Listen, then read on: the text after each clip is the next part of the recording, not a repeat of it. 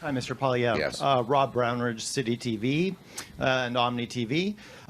So I'm looking here at a article from the Journal of the European Economic Association, published just on March 16th. This is a major international study, found no significant impact of carbon taxes on inflation in Europe and a slight deflationary impact in Canada, attributed to the stimulus to investment and supply in non-carbon intensive industries being provided by the carbon tax. So what's your response to that, and what hard data evidence do you have that the carbon tax is a major significant driver of inflation in Canada, opposed to the economic rebound in demand following the COVID pandemic health restrictions? So what data do I have showing that the carbon tax drives up the cost of living? Well, the Bank of Canada. So the Bank of Canada governor has already said that the carbon tax contributes to inflation. There are all kinds of socialist interest groups that want to justify higher taxes with phony studies. But we know very simply, when you raise the cost of the gas and diesel that our farmers use to produce the food and that our truckers use to ship the food, you raise the price of the food itself. Somebody has to pay that price.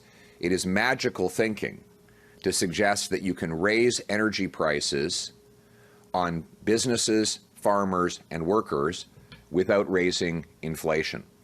And we see it right here in British Columbia, where the NDP and Liberals have imposed among the highest carbon taxes.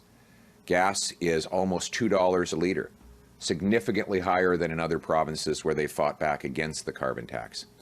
The worst is yet to come, though, under Trudeau and the NDP. They want to force British Columbians, through the power of the federal government, to raise the carbon tax a full 61 cents a litre. That'll mean people will go hungry. Food banks will be overflowing with people. We'll see more people living in tent cities because they won't be able to afford their home heating bills. That's not the Canada that we know and love. We need is affordable energy. And that is what I will deliver. Instead of raising the price of traditional energy that we still need, let's lower the cost of carbon-free alternatives. Let's incentivize nuclear, hydro, carbon capture and storage, and other sources of energy that Canadians can use to power the grid without emissions.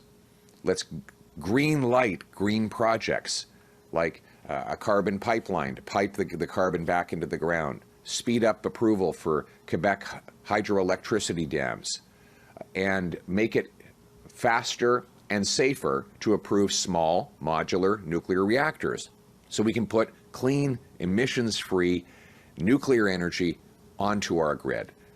That's the way we bring down emissions and bring down the cost of living at the same time. So let's bring home lower prices. Yeah. Well, I'd like to ask, are you hereby then labeling the European Economic Association a phony, as you called it, phony socialist body? Would you like to say that the European Economic Association and tell them that they are phony and socialist? I think anybody who suggests that you can raise energy prices without raising inflation is phony. I think there's a lot of these groups, that interest groups that don't worry about the costs to working class people. They jet around and attend their seminars in fancy hotels around the world, and they expect single moms to go hungry. They have no problem forcing jobs out of Canada to more polluting foreign jurisdictions.